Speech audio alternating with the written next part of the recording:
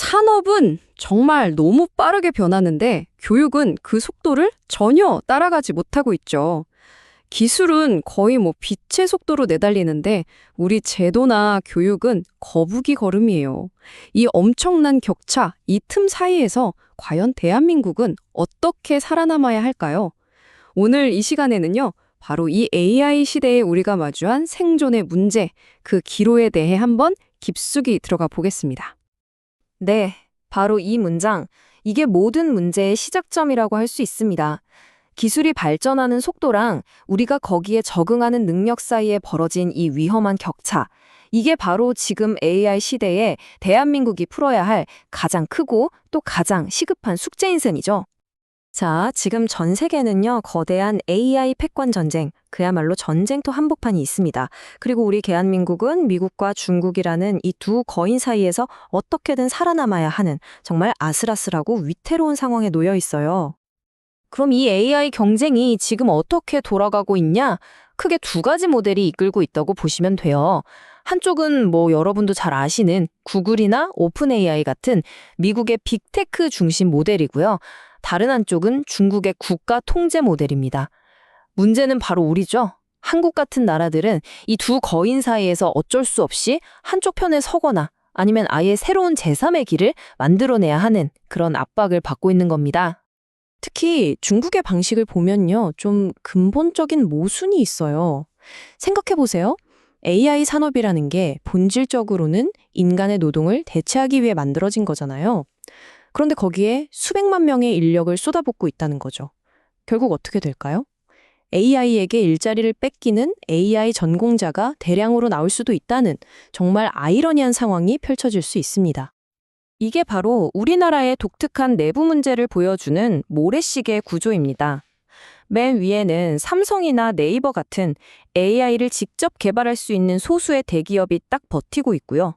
맨 아래에는 AI를 그냥 가져다 쓰기만 하는 수많은 중소기업들이 있어요. 그럼 중간은요? 텅 비어 있습니다. 인재가 여기서 크고 새로운 혁신을 만들어내야 하는데 이 허리 부분이 완전히 비어버린 거죠. 그래서 정부는 계속 인재를 키워야 한다고 말하는데 사실 진짜 문제는 그게 아니에요. 핵심은 다른 나라로의 심각한 인재 유출입니다. 왜냐하면요, 최고의 인재들은 단순히 돈만 보고 움직이지 않거든요. 세상을 바꿀 수 있는 비전, 바로 그걸 따라 움직이는 겁니다. 자, 지금까지 얘기한 인재 유출 문제나 이 모래시계형 산업구조, 사실 이 모든 건요, 겉으로 드러난 증상일 뿐입니다. 진짜 원인은 훨씬 더 깊은 곳에 있어요. 그게 뭐냐? 바로 주권이 없다는 겁니다. 여기서 지식인여 계급이라는 아주 의미심장한 개념이 등장합니다. 이게 뭐냐면 좋은 대학 나와서 고등교육까지 다 받았는데 AI 때문에 자기 지식과 기술이 쓸모 없어져서 일자리를 잃게 된 새로운 계급을 말하는 거예요. 이 사람들이 많아지면 어떻게 될까요?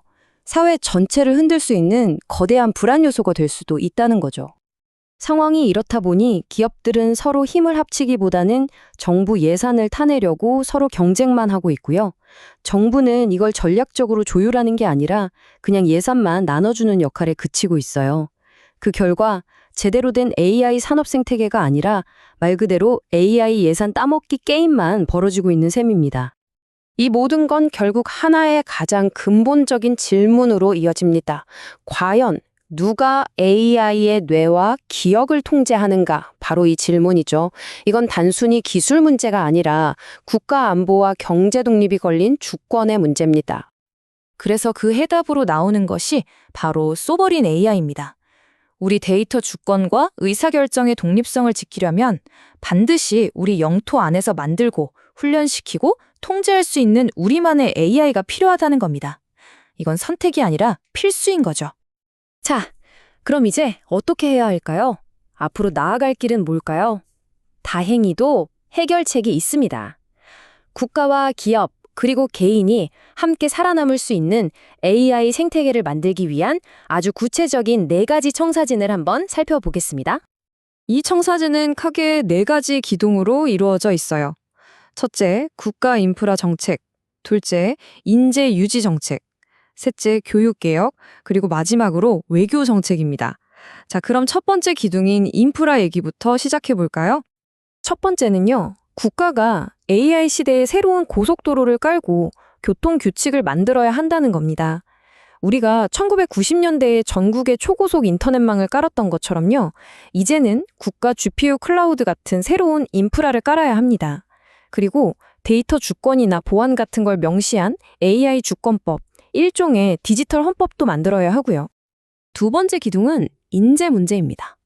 최고의 인재를 붙잡으려면 어떻게 해야 할까요? 단순히 돈만 많이 준다고 해결될까요? 아닙니다. 돈보다 중요한 건 그들이 여기서 신나게 도전할 수 있는 환경을 만들어주는 겁니다. 마음껏 연구하고 성장할 수 있는 기회를 주는 거죠. 세 번째는 교육의 대전환입니다. 이제 교육의 목표가 바뀌어야 해요. 코딩처럼 AI가 금방 따라할 수 있는 기술을 가르치는 게 아니라요, AI가 절대 흉내낼 수 없는 사고의 민첩성을 키워줘야 합니다. 비판적으로 생각하는 힘, 논리력, 그리고 윤리 같은 것들이요. 자, 그리고 마지막 네 번째 기둥, 외교입니다. 솔직히 우리가 덩치로 미국이나 중국과 정면으로 붙을 수는 없잖아요. 그러니까 다른 전략이 필요합니다. 바로 AI 기술 비동맹 외교예요. 어느 한쪽에 줄 서는 게 아니라 우리와 가치나 강점을 공유할 수 있는 다른 파트너들과 힘을 합쳐서 새로운 제3의 축을 만들어야 한다는 겁니다. 그럼 그 제3의 축이 어떤 모습일까? 바로 이겁니다. 예를 들면 윤리와 규제에 강점이 있는 유럽, 그리고 엄청난 인재와 데이터를 가진 인도, 또 하드웨어를 잘 만드는 동아시아 국가들이 힘을 합치는 거죠. 각자의 강점을 결합해서 미국과 중국 중심의 구도를 넘어설 수 있는 아주 강력한 대안을 만들어낼 수 있습니다. 자, 이제 마지막입니다. 이 모든 논의의 관점 자체를 한번 바꿔보는 아주 중요한 생각으로 오늘 이야기를 마무리해볼까 합니다. 맞습니다. AI 시대의 진짜 경쟁은요, 누가 더 똑똑한 기계를 만드느냐의 싸움이 아니에요. 그 기술을 감당하고 더 나은 방향으로 이끌 수 있는 더 현명한 사회를 누가 먼저 설계하느냐의 경쟁인 겁니다. 진정한 성공은 이 세 주체가 각자의 역할을 다할 때 가능합니다. 국가가 큰 방향을 딱 정해주고 기업이 그 길을 갈 수 있는 튼튼한 다리를 놓고 우리 개인들이 그 위를 함께 건너가는 거죠. 이렇게 모두가 한 마음으로 움직여야 합니다. 결국 이 질문이 남습니다. 과연 대한민국은 이 거대한 변화의 파도 속에서 다시 한번 세계를 깜짝 놀라게 할 수 있을까요? 그 답은 바로 우리 모두의 선택에 달려 있을 겁니다. 오늘 이야기는 여기까지입니다.